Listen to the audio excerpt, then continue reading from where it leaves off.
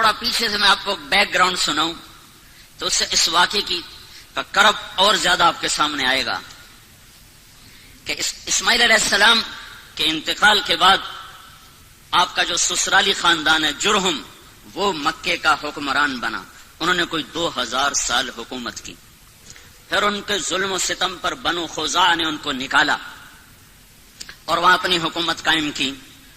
تو دوسری صدی عیسوی میں تو عمرو بن حریث جرہمی نے زمزم کا کنواں بند کر دیا اور پتھر اکھاڑا حجر اسود اور زمزم کے کنویں میں ڈال دیا. اور ابراہیم علیہ السلام نے جو چھترا ذبح کیا تھا اس کے سینگ بیت اللہ میں لٹکے ہوئے تھے، وہ بھی اتار کے زمزم کے کنویں میں اور پتھر اور باقی سامان اور اس کو بند کر کے برابر کر اس کا نشان مٹا دیا. 300 سال حکومت کی ہے بنو خزاعہ نے اور زمزم کا کنواں دریافت نہیں ہے. 300 سال. 440 میں قصی، 440 عیسوی میں قصی بن کلاب، اللہ تعالیٰ کے نبی کا کہ پردادے کا والد قصی، اس نے دوبارہ قریش کی حکومت قائم کی. جرہم سے خزاعہ نے چھینی، خزاعہ سے دوبارہ آپ کے پردادا کے والد قصی بن کلاب نے، ان کا اصل نام عمر تھا، تو انہوں نے دوبارہ قریش کی حکومت قائم کی. زمزم کا کنواں گم ہے، زمزم کے کنویں کا کسی کو کوئی پتہ نہیں. قصی کا بیٹا ہوا عبد مناف، وہ بڑے خوبصورت، ان کو بطحا کا چاند کہا جاتا تھا، قمر البطحا. ان کے 4 بیٹے تھے، ایک نوفل، ایک عبد شمس، ایک ہاشم، ایک مطلب، جن کو تاریخ نے یاد رکھا. 2 اور بھی تھے لیکن وہ صرف نام ہیں، آگے ان کی کوئی تاریخ نہیں. ایک ابو عمر، ایک ابو عبید. سب سے بڑے اس کے بیٹے عبد شمس تھے، لیکن عبد مناف کے انتقال کے بعد سب قوم نے متفقہ طور پر ہاشم کو سردار مانا. ہاشم سردار بنے، ہمارے نبی کے پردادا. تو ہاشم کی سرداری میں وہ ملک شام کے سفر پر ہیں. انہوں نے مدینہ میں شادی کی، بنو نجار میں، اور خود وہ چلے گئے آگے تجارت کے لیے شام. غزہ میں پہنچ کر ان کا انتقال ہو گیا. پیچھے اس عورت سے ایک لڑکا پیدا ہوا، اس لڑکے کے بال سفید تھے تو ماں نے اس کا نام شیبہ رکھا. قریش کی سرداری مطلب کو ملی، مطلب ہاشم کے بھائی مطلب، ان کو سرداری ملی. کسی کو نہیں پتا کہ ہاشم کا ایک بیٹا مدینہ میں ہے جو میرے نبی کا دادا بننے والا ہے. گزرا، چند بچے تیر اندازی کر رہے تھے تو ایک بچے کا نشانہ سیدھا جا کے لگتا تھا، وہ گول جو آخری گول نشان ہوتا تھا اس کے اندر جا کے لگتا. وہ کہتا خذھا وانا ابن ہاشم، دیکھ میرا نشانہ، میں ہوں ہاشم کا بیٹا. تو اس آدمی نے جا کر مطلب کو بتایا کہ ایک بچہ میں نے دیکھا ہے جس کا نشانہ بے خطا تھا اور ہر تیر پہ کہتا تھا دیکھو میرا نشانہ، میں ہوں ہاشم کا بیٹا. تو مطلب کو اتنا پتا تھا کہ میرے بھائی نے ایک شادی مدینہ میں کی تھی، یہ نہیں پتا تھا کہ اس سے کوئی اولاد بھی ہوئی. تو انہوں نے اپنی اونٹنی کو تیار کیا اور مارا ماری کرتے ہوئے مدینہ پہنچے اور ان کی ماں سے ملے. بچے کو دیکھا تو ہاشم کے سارے آثار تھے، پتا کیا ہاں ہاشم کا بیٹا ہے. تو کہا ہمیں دے دو. ماں نے کہا میری آنکھوں کا نور، میرا آخری سہارا، تمہیں دے کے میں زندگی کیسے گزاروں؟ کیسے دے دو، اسے میں قریش کا سردار بناؤں گا، یہ بڑی شان والا ہوگا، تیرا ہی نام زندہ ہوگا. تو سرداری پر ماں نے بچے کے حوالے کر دی. اب یہ بچے کو لے کر مکہ میں داخل ہو رہے ہیں، بچے کے کپڑے میلے ہو چکے ہیں. تو لوگ کہتے ہیں عبد المطلب، مطلب تیرا غلام ہے، نام اس بچے کا شیبہ ہے اور آگے چل کے اسی نام سے یہ مشہور ہونے والا ہے. لوگوں کی زبان سے نکلا عبد المطلب، مطلب تیرا غلام ہے. تو آگے انہوں نے کہا ہاں ہاں ہاں ہاں، بس اتنا کہتے گئے ہاں ہاں. یہ نہیں بتایا کہ میرا بھتیجا ہے، اور ان کی بات کا انکار بھی نہیں کیا. پھر ان کو گھر لے گئے، ان کو نہلا کر دھلا کر اچھے کپڑے پہنا کر پھر دارالندوہ میں لائے، جہاں یہ شرط تھی کہ اس میٹنگ میں صرف 40 سال کی عمر کو ٹچ کرنے والا اس میں داخل ہو سکتا تھا، اس سے نیچے والا اس مجلس میں بیٹھ نہیں سکتا تھا. تو اپنے بھتیجے کو لائے، کہا ابن ہاشم، یہ ہے ہاشم کا بیٹا. لیکن تاریخ نے ان کو عبد المطلب سے محفوظ کر لیا اور ان کا اپنا نام مٹ گیا اور وہ عبد المطلب کے نام سے مشہور ہو گئے.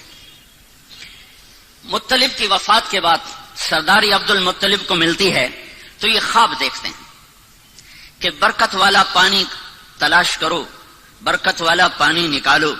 پھر دوسرے دن خواب دیکھتے ہیں برکت والا پانی نکالو. پھر تیسرے دن خواب دیکھتے ہیں برکت والا پانی نکالو. تو تیسرے دن یہ کہتے ہیں وہ پانی کدھر ہے، وہ پانی کہاں ہے؟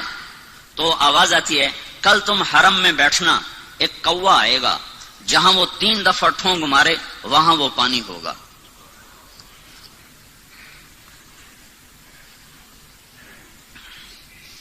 تو عبد المطلب صبح جا کے حرم میں بیٹھ گئے دار الندوہ ملتزم کے ساتھ. ایک کوا آیا جہاں زمزم کنواں، وہاں کے بیٹھا، ایک ٹھونگ ماری، پھر دوسری ماری، پھر تیسری ماری، پھر وہ اڑ گیا. تو عبد المطلب کا ایک بیٹا ہے اس وقت حارث، انہوں نے قریش کو جمع کیا، کہا یہاں وہ مبارک پانی ہے، میری مدد کرو ہم نکالیں. اور کہا کوئی نہیں ایسے ہی سر پھوڑنا، پتھروں سے لڑنا کوئی آسان کام ہے؟ کچھ نہیں ہے. اس نے سب کی منتیں کی، کوئی نہیں مانا. تو دونوں باپ بیٹا مل کر کھودنے لگے. کھودنے میں آئی دقت، تو عبد المطلب کہنے لگے وہ بھی کوئی آدمی ہے جس کی اولاد نہ ہو. اس کو فخر سمجھا جاتا تھا، اولاد کی کثرت کو فخر سمجھا جاتا تھا. اور یہ آج بھی فخر ہے. یہ مغرب کی اندھی تہذیب نے کم بچے خوشحال گھرانہ، یہ بڑا عذاب ہے، بڑا عذاب ہے، بڑا عذاب ہے. جاؤ دیکھو، وہ دیکھ رہے ہیں ان کی نسل ختم ہو رہی ہے اور مائنس میں جا رہی ہے، مائنس میں جا رہی ہے. اللہ کی تقدیر سے لڑنا اپنا ماتھا پھوڑنے والی بات ہے. تو وہ کہنے لگے آج قریش میرا ساتھ نہیں دے رہے، اگر اللہ نے مجھے 10 بیٹے دیے اور 10 کے 10 جوان ہو گئے تو میں ایک کو اللہ کے نام پہ ذبح کر دوں گا. یہ منت مانی اس تنگی کو دیکھ کر کہ کوئی ساتھ دینے والا نہیں ہے. تو کرتے کرتے کرتے وہ کنویں کے آثار ظاہر ہو گئے اور اس میں سے سامان نکلنا شروع ہو گیا، اور وہ حجر اسود نکل آیا اور وہ سینگ نکل آئے. تو سارے قریش آ گئے، عبد المطلب ہمیں کنویں میں حصے دار بناؤ. کہ سب دفع ہو جاؤ، کسی کا کوئی حصہ نہیں، اب یہ صرف میرا ہے اور میری اولاد کا ہے. تو باپ بیٹا نے مل کر زمزم کا کنواں جاری کیا، جس کو بند ہوئے کوئی 300 سال سے زیادہ گزر چکا تھا. دوسری صدی عیسوی میں بند ہوا ہے، اور جا کر 5ویں صدی عیسوی میں جا کر وہ زندہ ہوا ہے. تو بیچ میں کوئی 300-350 سال یہ کنواں بند رہا. تو عبد المطلب کو اپنی منت یاد تھی، اللہ نے اسے حارث دیا، زرار دیا، عباس دیا، قسم دیا، زبیر دیا، مقوم دیا، عبد العزہ دیا، عبد الدار دیا اور عبداللہ دیا، اور 10 پورے ہو گئے. 10 پورے ہو گئے تو سارے جوان ہو گئے. تو اس نے سارے بچوں کو اکٹھا کیا حرم میں، کہا بیٹھو میں نے منت مانی تھی کہ اگر اللہ نے مجھے 10 بیٹے دیے اور 10 جوان ہو گئے تو میں ایک کو اللہ کے نام پہ قربان کروں گا، تم تیار ہو؟ تو 10 نے کہا ہم تیار ہیں. پھیر دے چھری، پھیر دے.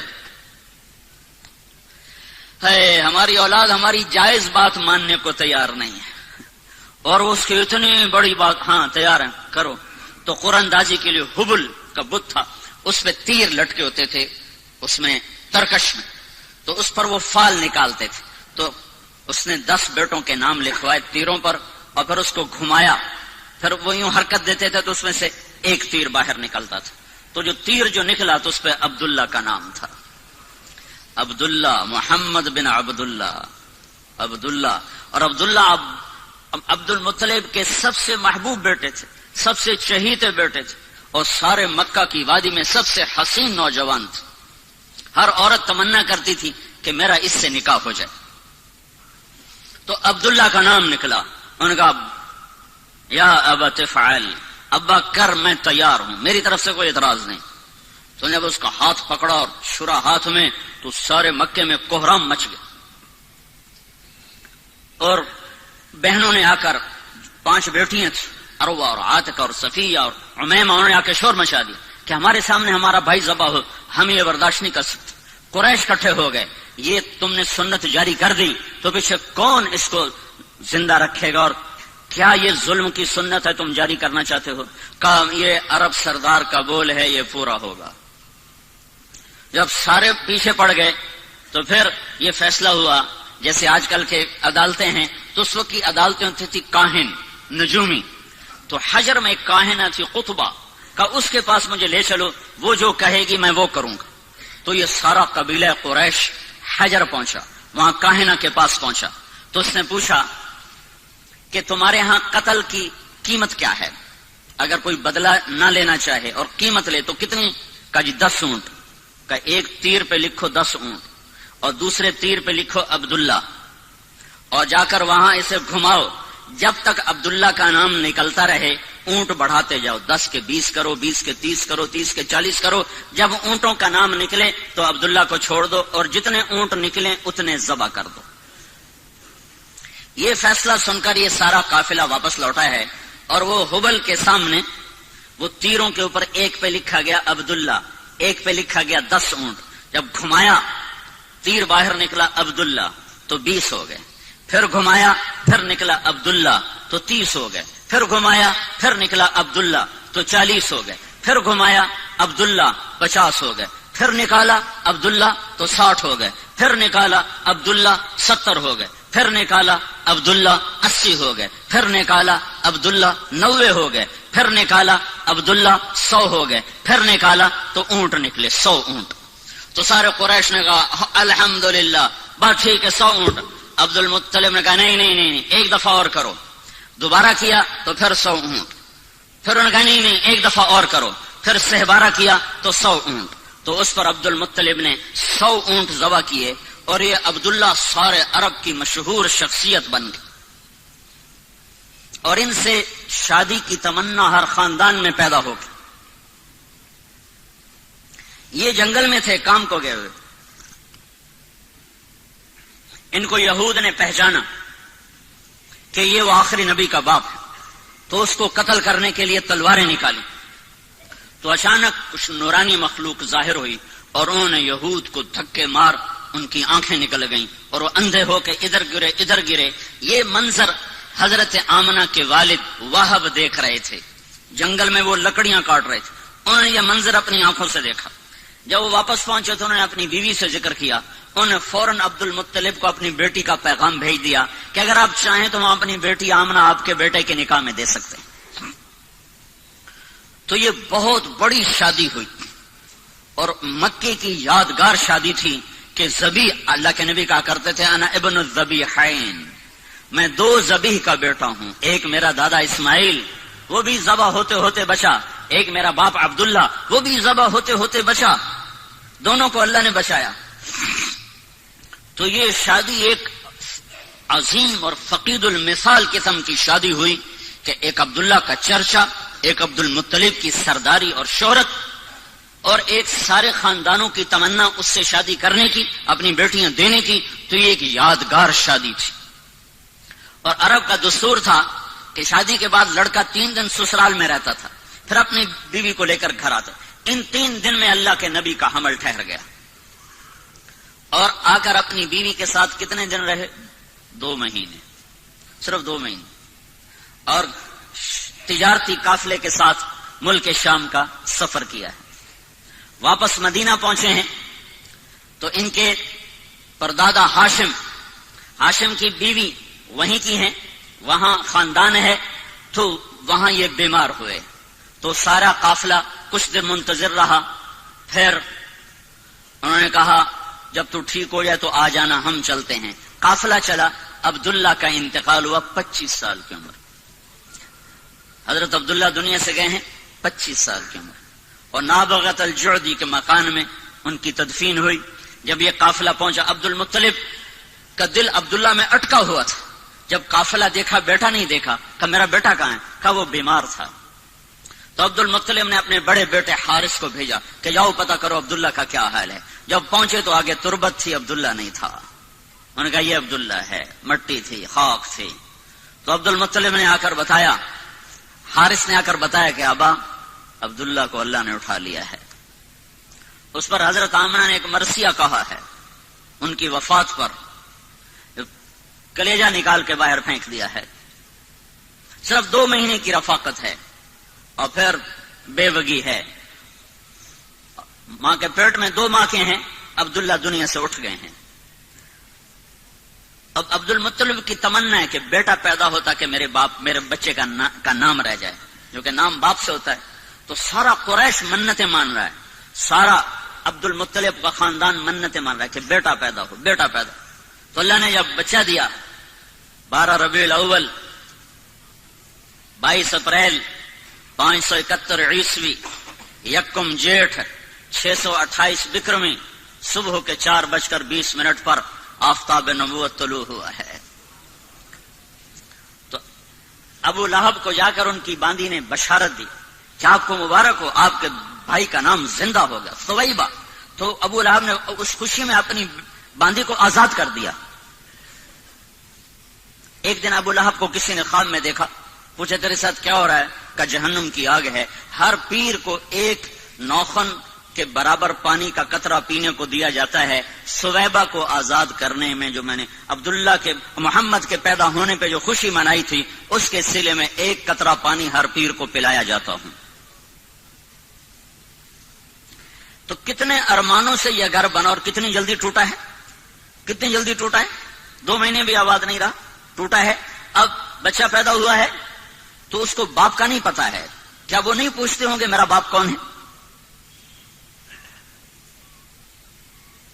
اور 4 سال رہے حوازن میں، بنو سعد میں، پھر ماں کے پاس آئے. 6 برس کے ہوئے تو ایک عرصہ گزر گیا تھا. تو حضرت آمنہ نے عبد المطلب سے اجازت چاہی کہ میں اپنے خامند کی قبر کی زیارت کرنا چاہتی اور اپنے سسرال ننہال سے ملنا چاہتی. تو عبد المطلب نے اجازت دے دی. 2 اونٹوں پہ یہ قافلہ چلا ہے، ایک اللہ کا رسول ہے، ایک ام ایمن آپ کے والد کی خادمہ ام ایمن، نام ان کا برکت تھا، مشہور ام ایمن تھی، ایمن کی والدہ، حبشی عورت تھی یہ، اور ایک حضرت آمنہ. یہ 3 افراد کا قافلہ مدینے پہنچا ہے اور نابغہ کے گھر میں اترا ہے. تو آپ تصور کرو جب پہلی دفعہ اللہ کے نبی باپ کی قبر پر گئے ہوں گے، کیا تصور، کیا تاثر ہوگا اس وقت اللہ کے نبی کا. اور آمنہ کا کیا حال ہوا ہوگا. آمنہ 25 سال کی ہو چکی اب، اور ماں اور بیٹا، اور آگے تربت ہے، قبر ہے.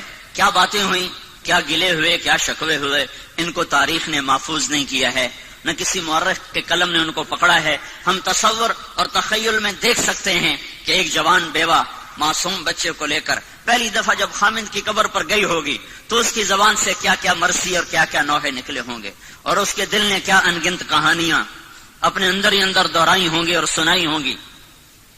1 مہینہ وہاں قیام کیا ہے. 1 مہینہ کے بعد یہ قافلہ واپس مدینے کو چلا ہے. اور ابوا کے قریب پہنچ کر اچانک جیسے حسیب کی ماں کو اچانک موت نے پکڑا، حضرت آمنہ کو موت نے اچانک پکڑا ہے. کوئی بیمار نہیں ہے، کچھ نہیں ہے. بیمار ہوتی تو سفر کرتی. اس وقت کا سفر کوئی موٹر پہ تھا، اونٹنی کا سفر تھا. اچانک موت نے پکڑا ہے. اور میں نے سن 2000 میں جا کے قبر کی زیارت کی تھی. ابوا کے جنگل میں وہ قبر ہے. ایک رہبر، ویسے کوئی نہیں جا سکتا، قدرت مہربان ہوئی، ایک رہبر مل گیا. اس کی وساطت سے ہم اندر گئے. ابوا کی بستی سے کچھ 4-5 کلومیٹر ایک سڑک نیچے پہاڑوں میں جاتی ہے. اس کے بعد وہ ہمیں کہاں لے گیا کچھ پتہ نہیں. سر وہ اپنی یادداشت کی سڑک پہ چل رہا تھا اور ہمارے پاس ایک عرب کی جیپ تھی، اس میں ہم سوار تھے. اوپر نیچے ٹھوکریں کھاتے کھاتے کھاتے ادھر شام ہو رہی تھی. تو وہاں ایسے نوکیلے پہاڑ ہیں اس طرح، ان کی سب پہاڑوں کی یوں نوکیں یوں، اور ان کی اونچائی جتنی یہ آپ کی مسجد کی چھت ہے اتنی اونچائی. بڑے پہاڑ نہیں، اتنے پہاڑ ہیں. ایک پہاڑ کے اوپر 20x20 یا 15x15 کا فرش، قدرتی فرش پہلے سے بچھا ہوا تھا. وہاں وہ قبر تھی. وہ پتہ نہیں اس وقت بدوؤں نے بنایا یا پہلے سے اللہ تعالیٰ نے وہ بنا کے رکھا تھا کہ یہاں محمد مصطفیٰ کی ماں کو جگہ دی جائے گی. تو وہاں اچانک موت نے پکڑا ہے. اور آپ اپنی ماں کے سرانے بیٹھے تھے اور خوف زدہ تھے اور اپنی ماں کو بلاتے، آگے جواب نہیں آتا تھا. پتہ نہیں کیا تکلیف ہوئی، اللہ ہی جانے، اللہ ہی جانے. مجھے ایسے خیال آتا ہے کہ دل کی تکلیف ہوئی ہوگی. جو اچانک جو موت آئی تو یہ خیال آتا ہے کہ غالباً اور بولا بھی نہیں جا رہا تھا. تو وہ یہ ساری نشانیاں کٹھی کٹھی کر کے مجھے ایسے تصور قائم ہوتا ہے. کوئی پکی بات کوئی نہیں ہے. بہرحال موت تھی بیماری جو بھی تھی، تو آپ اپنی ماں کو بلاتے، ماں ماں، تو ایسے دیکھتی اور آنکھیں جھکا لیتی. پھر جیسے بجھتی شمع بھڑکتی ہے تو انہوں نے اپنی ساری طاقت کو جمع کر کے کہا کل حی میت وکل جدید بال، ہر زندہ نے مرنا ہے اور ہر نئی چیز نے پرانا ہونا ہے. مجھے لگتا ہے میری موت آ چکی ہے، لیکن مجھے یقین ہے میرا نام باقی رہے گا کہ میں نے ایک ایسا بچہ چھوڑا ہے جو کائنات کو روشن کرے گا. تو یہ آخری کلمات تھے. او اللہ کے نبی نے ماں کے سینے پہ سر رکھا ہے. اب تو 6 سال کا بچہ ہے. کاش تم وہ جگہ دیکھتے. میں نے ہزاروں دفعہ یہ قصہ سنا ہے اور ہر دفعہ میں روتا ہوں. اب تو ویسے ہی موقع ہی ایسا ہے کہ رونا آ رہا ہے. چاروں طرف وحشت ناک ویرانہ ہے. سن 2000 میں اتنی وحشت تھی تو 14 صدی پہلے وہاں کیا وحشت ہوگی. اور 6 سال کا بچہ ماں کے سینے پہ سر رکھا ہوا ہے. اسے نہیں پتا موت کیا چیز ہے. پہلی موت دیکھی ہے، لہٰذا وہ حیران ہے کہ میری ماں بولتی کیوں نہیں. تو کہتا ماں تو بولتی کیوں نہیں. کس نے قبر کھودی یہ اللہ ہی جانتا ہے. حضرت ام ایمن گئیں ابوا یا کوئی وہاں سے گزرا، ان دونوں میں سے کوئی ایک بات ضرور ہوئی ہے.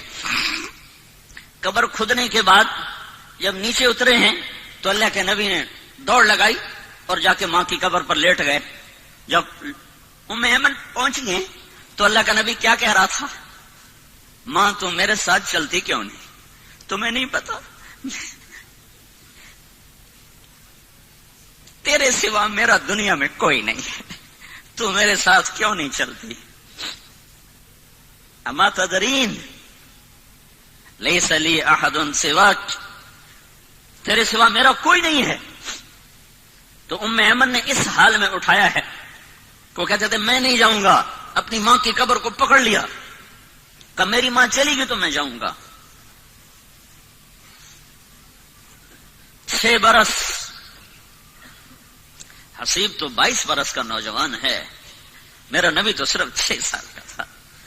اس کے تو کوئی کاروبار نہیں تھے، اس کی تو کوئی جائیداد نہیں تھی. آگے یتیمی کا کالا اندھیرا چھایا ہوا ہے. مکے تک کچھ نہیں کھایا پیا. 2 راتیں 2 دن کا سفر باقی ہے، کچھ نہیں کھایا پیا. اور وہاں جا کے بھی کھانا پینا چھوڑ دیا. سارا دن کچھ نہیں کھاتے تھے. زمزم کے چند گھونٹ پی لیتے تھے اور الگ چھپ کر کے بیٹھے رہتے تھے.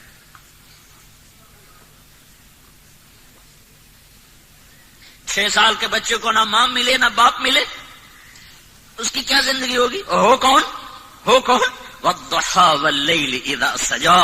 مجھے قسم ہے تیرے روشن چہرے کی، مجھے قسم ہے تیری سیاہ زلفوں کی، جس کے چہرے کی قسمیں اٹھائے، جس کی زلفوں کی قسمیں اٹھائے، جس کے بول کی قسم اٹھائے. وقیلہ یا رب ان ہؤلاء قوم لا یؤمنون. جس کے وجود کی قسم اٹھائے. لعمرک، مجھے تیری جان کی قسم.